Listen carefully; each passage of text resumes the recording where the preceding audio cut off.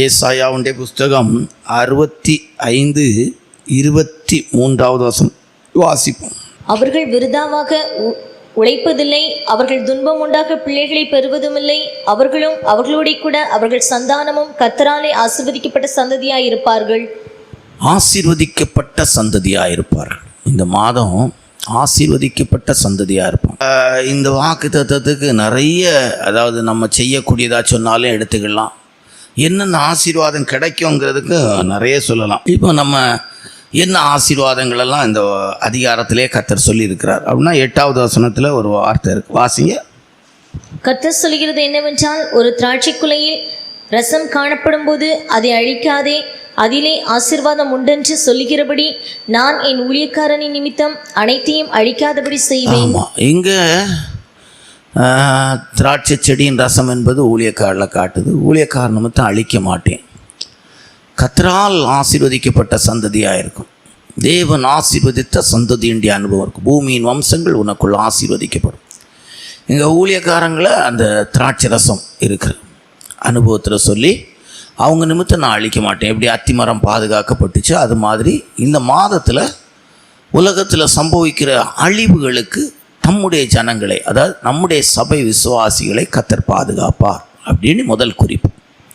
அழிக்க மாட்டேன், அழிக்காதபடி செய்வேன் அப்படின்னு சொல்லி ஆண்டவருடைய கிருபையினால் சொல்லப்பட்டு. 2 அந்த 9வது வசனத்தை வாசிங்க. யாக்கோபிலிருந்து ஒரு வித்தையும் யூதாவிலிருந்து என் மலைகளை சுதந்தரிப்பவரையும் எழும்ப பண்ணுவேன். நான் தெரிந்து கொண்டவர்கள் அதை சுதந்தரித்துக் கொண்டு என் ஊழியக்காரர் அங்கே வாசம் பண்ணுவார்கள். சுதந்தரிக்கிறவளாக இருப்பார். என்னென்ன ஆசீர்வாதத்தை கர்த்தர் நமக்கு வச்சிருக்கிறாரோ, கர்த்தர் தம்மிடத்தில் அன்பு குரலுக்கு ஆயத்தம் பண்ணினவளை கண் காணவும் இல்லை, காது கேட்கவும் இல்லை, மனுஷங்களுடைய இருதயத்தில் தோன்றவும் இல்லை. சுதந்தரிப்பார்கள். பாலும் தேனும் ஓடுகிற கானான் தேசத்தை அவர்கள் சுதந்தரித்தார்கள் அப்படின்னு சொல்லியிருக்கு. இந்த மாதத்தில் நமக்குன்னு கர்த்தர் வைத்திருக்கிற எல்லா ஆசீர்வாதமும் நமக்கு கிடைக்கும். சுதந்தரிப்பார்கள். என்ன செய்வாங்க? சுதந்தரிப்பார்கள். ஆமாம், நமக்குன்னு என்னெல்லாம் கர்த்தர் வச்சிருக்கிறாங்களோ அதை என்ன செய்வாங்க? கர்த்தர் நமக்கு தருவாங்க. 2 கர்த்தர் நம்முடைய வாழ்க்கையில் சுதந்தரிக்கிற ஒரு அனுபவம். நம்ம கடந்த வேத பாட கூட்டத்தில் கூட கேள்விப்பட்டோம். காண்கிற, பிரவேசிக்கிற, சுதந்தரிக்கிற. அப்போ அந்த நல்ல நமக்குன்னு உள்ள ஆவிக்குரிய ஆசீர்வாதம், எழுத்தின்படியான ஆசீர்வாதம் எல்லாம் நமக்கு கிடைக்கும். சுதந்தரிப்பு. சரியா? 3 வேதத்தில் வாசிக்கும்போது வேதம் நமக்கு சொல்லிக் கொடுக்க 13-14 வாசித்தா அது ரொம்ப நல்லா இருக்கும். வாசிங்க. ஆதலால் கர்த்தராகிய ஆண்டவர் சொல்கிறார், இதோ என் ஊழியக்காரர் புசிப்பார்கள், நீங்களோ பசியாயிருப்பீர்கள். இதோ என் ஊழியக்காரர் குடிப்பார்கள், நீங்களோ தாகமாயிருப்பீர்கள். இதோ என் ஊழியக்காரர் சந்தோஷப்படுவார்கள், நீங்களோ வெட்கப்படுவீர்கள். இதோ என் ஊழியக்காரர் மனமகிழ்ச்சியினாலே கெம்பீரிப்பார்கள், நீங்களோ மனநோவினாலே அலறி ஆவியின் முறிவினாலே. ஊழியக்காரங்கன்னு சொல்லியிருக்கு. ஊழியக்காரங்கன்னா அப்போ இங்கே இருக்கிற 3 ஊழியக்காரங்க தானே? இல்லை. லேவியராம 25-55 வாசித்தா மீட்கப்பட்ட ஜனத்துக்கு ஒரு பொது பெயர் ஊழியக்காரங்க. லேவியராகமும் 25-55. இஸ்ரவேல் புத்திரர் என் ஊழியக்காரர். இஸ்ரவேல் புத்திரர் எகிப்தை விட்டு புறப்பட்ட ஜனங்களுக்கு கர்த்தர் பொதுவாக சொல்கிறது என் ஊழியர்கள். முதல்ல இதை உண்மையாக கர்த்தருக்கு ஊழியம் செய்கிற ஊழியர்களுக்கு எடுக்கலாம். 2 ஆண்டவருடைய கிருபையினாலே நம்முடைய லைஃப்பில் கர்த்தருடைய பிள்ளைகள் சபையாருக்கு எடுக்கலாம். என்ன இருக்குது இதில்? ஆசீர்வாதம். ரொம்ப மனமகிழ்ச்சியாக புசித்து கொடுத்து சந்தோஷமாக இருப்பாங்க.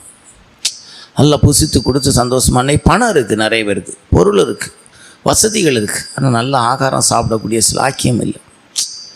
பைபிளில் என்ன சொல்லியிருக்கு? புசித்து குடித்து மனமகிழ்ச்சியாக இருப்பதே அல்லாமல் வேறு ஒன்றும் இந்த பூமியில் என்ன செய்யலை, கொடுக்கப்படலை. நீங்கள் பிரசங்கின்ற புஸ்தகத்தில் வாசித்து பார்த்தீங்கன்னா ரொம்ப நல்ல ஒரு வசனம் இருக்கும். அந்த வசனத்தை வாசித்தாலே ஒரு பக்கம் ஒரு கூட்டம் ஜனங்களுக்கு வந்திருக்க நியாய தீர்ப்பு பயங்கரமாக இருக்கும். ஆனால் அதே நேரத்தில் நமக்கு ஆண்டவருடைய கிருபையினால் அது ஒரு பெரிய ஆசீர்வாதம். 3ஆம் அதிகாரம் 12வது வசனத்தை வாசிங்க. மகிழ்ச்சியாயிருப்பதும் உயிரோடு இருக்கையில் நன்மை செய்வதுமே அல்லாமல் வேறொரு நன்மையும் மனுஷனுக்கு இல்லை என்று அறிந்தேன். ஆமாம், அதை 24வது வசனத்தை வாசிங்க.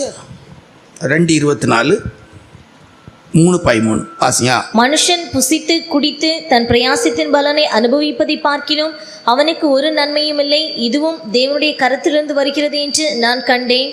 13வது வசனத்தை வாசிங்க. 3:13.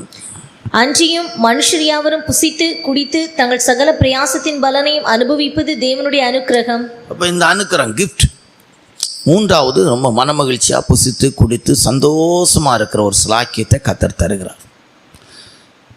கர்த்தரால் அழகாக சொல்லியிருக்கோம், கர்த்தராலே சந்ததி ஆசீர்வதிக்கப்பட்டிருக்கும். கர்த்தராலே ஆசீர்வதிக்கப்பட்ட சந்ததியாக இருப்பாள். சந்ததி ஆசீர்வதிக்கப்பட்டிருக்கோங்கிறத விட ஆசீர்வதிக்கப்பட்ட சந்ததியாக இருப்போம். மூன்றாவது என்ன ஆசீர்வாதம்? நல்ல மனமகிழ்ச்சியோடு புசித்து குடித்து ரொம்ப சந்தோஷமாக இருக்கிற ஒரு ஆசீர்வாதத்தை கர்த்தர் தருவார். அது சுருக்கமாக சொன்னால் என்ன, ரொம்ப ஜாலியாக கர்த்தருக்குள்ளே சந்தோஷமாக இருப்போம். அல்லேலூயா. சரியா? 4 வேதத்தில் வாசிக்கும்போது வேதம் நமக்கு சொல்லி கொடுக்கறதான காரியம் என்னன்னு சொல்லி வேதம் சொல்லுதுன்னா, 18வது வசனத்தை வாசிங்க. சிருஷ்டிக்கிறதினாலே நீங்கள் என்றென்றைக்கும் மகிழ்ந்து களி கூர்ந்திருங்கள். போதும். 17வது வசனத்தை வாசிங்க. இதோ நான் புதிய வானத்தையும் புதிய பூமியையும் சிருஷ்டிக்கிறேன், முந்தினவைகள் இனி நினைக்கப்படுவதில்லை. இப்போ இங்கே சிருஷ்டிக்கிற வேலையை செய்கிறார் ஒரு பழைய மனுஷன். முந்தினவைகள் நினைக்கப்படுவதில்லை அப்படின்னா ஒரு சிருஷ்டிப்பு உருவாக்கப்படுகிற வேலையை 4வது செய்யார். கர்த்தரால் ஆசீர்வதிக்கப்பட்ட சந்ததியாக இருப்பார்கள். எப்படி? அது ஆசீர்வாதம் என்ன? உருவாக்கப்படுவார்கள், சிருஷ்டிக்கப்படுவார்கள். குயவன் கை களிமண்ணாய் கெட்டுப்போன பாண்டமும் கூட புதிய பாத்திரமாக சிருஷ்டிக்கிறோம். ஆதியிலே தேவன் வானத்தையும் பூமியையும் சிருஷ்டித்தார். பூமி ஒழுங்கின்மை வெறுமையுமாக இருந்தது, ஆழத்தின் மேல் இருள் இருந்தது, ஆவியானோர் ஜலத்தின் மேல் அசைவாடி கொண்டிருந்தார். வெளிச்சம் உண்டாவ கடவது. உருவாக்கப்படுதல், சிருஷ்டிக்கப்படுதல். இப்போ நாம் சிருஷ்டிக்கப்படுகிற ஜனமாக இருப்போம். 4வது கர்த்தர் நமக்கு தருகிற ஆசீர்வாதம் என்னென்னா, சிருஷ்டிக்கப்படும், உருவாக்கப்படும். நம்முடைய ஜீவியத்தில் பழையவைகளான அனுபவங்கள் இருக்குது, முந்தினவைகளான அனுபவம் இருக்கிறது.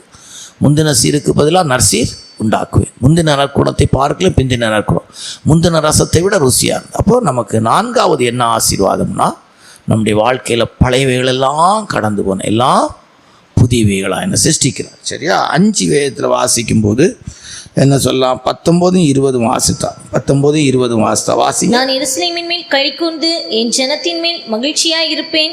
அழுகையின் சத்தமும் கூக்குரலின் சத்தமும் அதில் இனி கேட்கப்படுவதில்லை. அங்கே இனி அற்ப ஆயுசுள்ள பாலகனும் தன் நாட்கள். போதும். இந்த வசனத்திலிருந்து என்ன அறிகிறோம்? வியாதியற்ற சுகவாழ். இது ஒரு 1000 வருஷ அரசாட்சியை முக்கியப்படுத்தக்கூடிய வார்த்தை. அற்ப ஆயுசு சொல்லும், தீர்க்காயுஸ். இங்கே என்ன இருக்குது? 5வது கிடைக்கிற ஆசீர்வாதம் என்ன? ஆசீர்வாதம் நமக்கு ஆண்டோடைய கிருபையினால கர்த்தருடைய பிள்ளைகளுக்கு 5வது கிடைக்கிற ஆசீர்வாதம் என்ன? தீர்க்காயுஸ், நல்ல சுகம், ஆரோக்கியம். அங்கே அற்ப ஆயுசுள்ள பாலகனும் தன் நாட்கள் பூர்ணமாகாத கிழவனும் உண்டாயிறார்கள். அப்போது நமக்கு நல்ல சுகம். அல்லேலூயா. ஆமாம், இந்த மாதத்தில் கர்த்தரால் ஆசீர்வதிக்கப்பட்ட சந்ததியாக இருப்பார்கள். அப்போ நமக்கு நல்ல சுகபலம் ஆரோக்கியத்தை கர்த்தர் தருவார் அப்படின்னு சொல்லியிருக்கு. மறுபடியும் கூட அந்த வசனத்தை வாசிங்க. 17வது வசனத்தை 19, 20 வாசிங்க. நான் எருசலேமின் மேல் களி கூர்ந்து என் ஜனத்தின் மேல் மகிழ்ச்சியாய் இருப்பேன். அழுகையின் சத்தமும் கூக்குரலின் சத்தமும் அதில் இனி கேட்கப்படுவதில்லை. அழுகையின் சத்தமும் கூக்குரலின் சத்தமும் கேட்கப்படும். வியாதி விலைன்னு வரும்போது நம்ம வேதனைப்பட்டு துக்கப்படுற அனுபவம் இருக்குது. அதான் அழகாக சொல்லியிருக்கு. 20வது வசனத்தை வாசிக்கும் போது, அங்கே இனி அற்ப ஆயுசுள்ள பாலகனும் தன் நாட்கள் பூரணமாகாத கிழவனும் உண்டாகிறார்கள். அப்போ 5வது என்ன ஆசீர்வாதம்? வியாதி இல்லாத சுகமான வாழ்க்கையின் ஆசீர்வாதம். 6, 22 வாசித்தா. 6, 22 வாசித்தா. அவர்கள் கட்டுகிறதும் வேறொருவர் குடியிருக்கிறதும் அவர்கள் நாட்டுகிறதும் வேறொருவர் கனி புசிக்கிறதுமாய் இருப்பதில்லை. ஏனெனில் விருட்சத்தின் நாட்களைப் போல என் ஜனத்தின் நாட்கள் இருக்கும். நான் தெரிந்து கொண்டவர்கள் தங்கள் கைகளின் கிரியைகளை நெடுநாளாய் அனுபவிப்பார்கள். இங்கே என்ன சொல்லியிருக்கு? சத்துரு கெடுக்கிற அனுபவம் இருக்காது. ஆவிக்குரிய ஜீவியத்தில் நிலைத்திருக்கிற அனுபவம் இருக்கும், நிலைவரமான அனுபவம் இருக்கும். கர்த்தாவே, உடைய நிலைவரமான ஆவி எனக்கு தாரும். நிலைத்திருக்கு, முடிவு புரிந்த நிலைத்திருக்கிறவன் ரட்சிக்கப்படுவான். பார்த்தீங்களா? நெடுநாளாய் அனுபவிப்பார்கள், நெடுநாளாய் அனுபவிப்பார்கள். நான் நீடித்த நாட்களாய் கர்த்தருடைய வீட்டில் நிலைத்திருப்பேன். அவர்கள் கட்டுகிறது வேறொரு குடியிருக்கிறதும் அப்படின்னா நம்ம ஜீவியத்தில் கட்டி எழுப்பப்படுற ஜீவியம். ரொம்ப அமைதியாக நல்லா இருந்தேன், திடீர்னு வந்துச்சு என் லைஃப்பில் இப்படி ஆகி போச்சு அப்படின்னு இருக்காது. அவர்கள் நெடுநாளாய் அனுபவிப்பார்கள் அப்படின்னா ஆவிக்குரிய ஜீவியத்தில் நிலைத்திருக்கிற அனுபவம், நிரந்தரமான ஒரு ஸ்பிரிச்சுவல் லைஃப் கிடைக்கும். 7 வாசிங்க 24வது வசனத்தை. அப்பொழுது அவர்கள் கூப்பிடுகிறதற்கு முன்னே நான் மறு உத்தரவு கொடுப்பேன், அவர்கள் பேசும்போதே நான் கேட்பேன். கூப்பிடுறதுக்கு முன்னாலே தூரத்திலிருந்து நினைவுகளை அறிகிற தெய்வம். நாவில் சொல் புறாவதற்கு முன்பாகவே பேசுகிற தெய்வம். எனக்கு கொஞ்சம் குடிக்க தண்ணி தா, எனக்கு குடிக்க தண்ணி தா, உமக்கும் வார்க்கிறேன் ஒட்டகத்துக்கும் வார்க்கிறேன். அப்போ ஆண்டவர் நம்ம பேசுகிறதுக்கு முன்னால் நம்மக்கிட்ட பேசுவார். அல்லேலூயா. சுருக்கமாக சொன்னால் இந்த மாதம் கர்த்தராலே ஆசீர்வதிக்கப்பட்ட சந்ததியாக இருப்பாங்க. கர்த்தரால் ஆசீர்வதிக்கப்பட்ட சந்ததி எப்படிப்பட்டவங்களாக இருப்பாங்கன்னா, கர்த்தர் அவங்கக்கிட்ட பேசிக்கிட்டே இருப்பாங்க. அவங்க கூப்பிடுறதுக்கு முன்னால் நான் பேசுவேன். அந்த வசனத்தை மறுபடியும் ஒருக்கா வாசிங்க. 24. அப்பொழுது அவர்கள் கூப்பிடுகிறதற்கு முன்னே நான் மறு உத்தரவு கொடுப்பேன், அவர்கள் பேசும்போதே நான் கேட்பேன். பார்த்தீங்களா? கூப்பிடுறதுக்கு முன்னால், ஏசப்பான்னு கூப்பிடுறதுக்கு முன்னால் நான் என்ன செய்வேன்? பேசுவேன். அவங்க பேசும்போதே நான் என்ன செய்வேன்? கேட்பேன். நம்ம பேசும்போது ஆண்டவர் என்ன செய்வாரா? கேட்பார். அப்படி ஒரு பெரிய ஆசீர்வாதத்தை கர்த்தர் தருவேன்னு சொல்கிறார். சரியா? இப்போ சுருக்கமாக 7வது குறிப்புப்படி இந்த மாதத்தில் ஆண்டவர் நம்ம கூட பேசிக்கிட்டே இருப்பார். நம்ம பேசுகிறத கேட்டுக்கிட்டே இருப்பார். அவங்க பேசுவாங்க, நம்ம பேசுகிறத கேட்டுக்கிட்டே இருப்பாங்க. நம்ம எப்படி இருந்தால் இது கிடைக்கும் அப்படின்னா நிறைய இருக்குது. ஒன்றே ஒன்று மட்டும் சொல்லுவோம். 65:1 ஏசாயா 65:1 வாசிங்க. என்னை குறித்து விசாரித்து கேளாதிருக்கிறவர்களாலே தேடப்பட்டேன், என்னை தேடாதிருந்தவர்களாலே கண்டறியப்பட்டேன். என்னுடைய நல்லா தேடுகிறவங்களுக்கு இந்த ஆசீர்வாதம் கிடைக்கும். 2 ஏசாயா 65:10 வாசித்தா, சாரோன் என்னும் ஆட்டு தொழுவத்தில் இருக்கணும், சபையின் அனுபவத்தில் இருக்கணும். வாசிங்க. என்னை தேடுகிற என் ஜனத்துக்கு சாரோன் ஆட்டு தொழுவமாகவும் ஆகூரின் பள்ளத்தாக்கு மாட்டுக்கிடையாகவும் இருக்கும். பார்த்தீங்களா? நல்லா தேவனை நல்ல சாரோன் என்கிற ஆட்டு தொழுவத்தின் அனுபவத்தில், சபையின் அனுபவத்தில் இருக்கணும். நல்ல சபை ஆராதனை வேண்டிய அனுபவத்தில் என்ன செய்யணும்? இருக்கணும். சரி, கர்த்தர் நமக்கு தந்திருக்கிற வாக்கு தத்தத்துக்காய் கர்த்தரை ஸ்தோத்திரிப்போம். சோத்திரம் சோத்திரம் சோத்திரம் சோத்திரம் சோத்திரம் சோத்திரம்.